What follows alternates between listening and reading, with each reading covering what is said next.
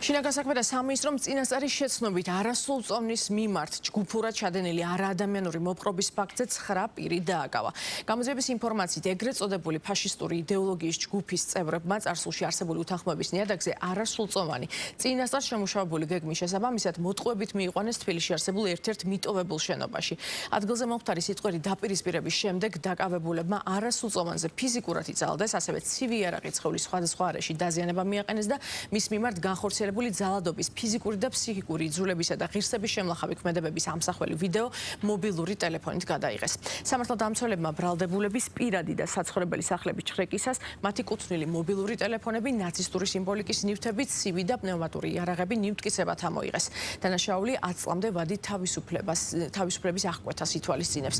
პროკურატურამ არასრულწლოვნის მიმართ დამამცირებელი და არაადამიანური მოპყრობის ფაქტზე 9 პირს ბრალდება უკვე წარუდგინა. პროკურატურის შუამდგომლობის საფუძველზე თბილისის საქალაქო სასამართლომ კი 9 ბრალდებულს აღკვეთის ღონისძიების სახით პატიმრობა შეუფარდა.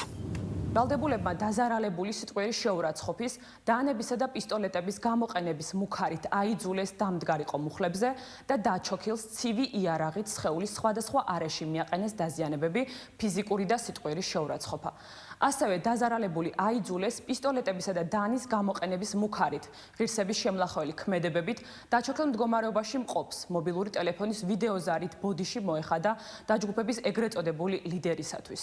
დაზარალებულის ღირსების შემლახველი ქმედებების ამსახველი ვიდეო ბრალდებულებმა მობილური ტელეფონით გადაიღეს და ატვირთეს სოციალურ ქსელში. ბრალდებულებმა ფიზიკურად იძალადეს არასრულწლოვანზე, რომელმაც დანის გამოყენებით სხეულზე მიაყენეს სხვადასხვა დაზიანება, რის შემდეგაც ღირსების შემლახველი ინფორმაცია მობილური ტელეფონით გადაიღეს. მომხდარის შესახებ შემოსული ინფორმაციის საფუძველზე სამართალდამცავებმა ოპერატიული რეაგირება მოახდინეს, რის შემდეგაც ჩატარდა არაერთი საგამოძიებო მოქმედებები და 9 პირი იქნა დაკავებული.